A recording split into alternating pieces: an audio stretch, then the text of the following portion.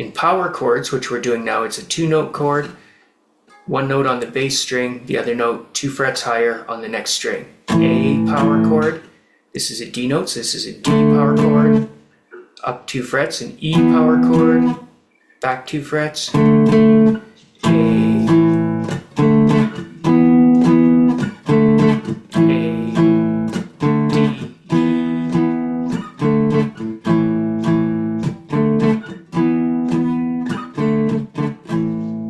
practice that riff. Practice getting those fingers to move together, switching strings together, and traveling up frets together. They're not going to do this at first, don't worry. You'll go to move to another string and this one will jump a few strings. Or you'll slide up 2 frets and now they're too close together.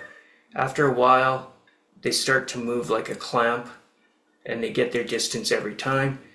This kind of song will train them to do that. I told you earlier that a chord was 3 notes or more. A power chord is the name applied to this 2-note chord.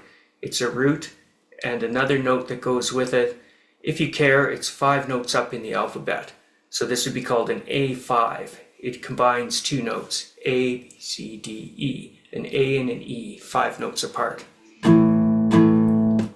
So that's the A chord. When I go to a D, I'll call it a D5 or a D power chord, because it has a note that's 5 notes up. And I also have an E chord, E power chord. Not to be confused with the fact that there was an E note in my first chord. This is A and E makes an A power chord.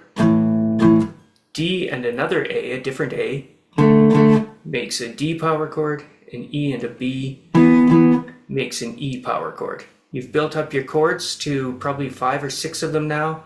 Have a couple of rock riffs, Smoke on the Water, and this one that we can say is Wild Thing right now. You can listen to the song and see if there's a different little bit of a rhythm you want to do to it, and we'll write out more of it later. I'm just going to tab it really quickly here and then we'll pack her in. The 5th fret of the 6th string. So we play that twice, we switch up to the next string, that's the 5th string, and also the 5th fret. Travel up 2 frets to 7, that's the E note that we had. Same string back to the D note. So we had A, D, E, and D notes. Those are bass notes. A bass player might play those in the song. You see our A at the 5th fret of the 6th string. If you can read this, D is on the next string at the same fret, and E is over here at the 7th.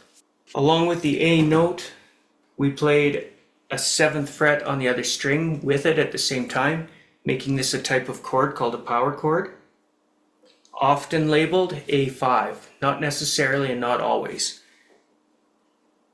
Just as that was up 1 string and 2 frets from the 5th to the 7th, when the D is on the next string 5th fret, it's accompanied by a note 1 string higher on the 4th string 7th fret, D5.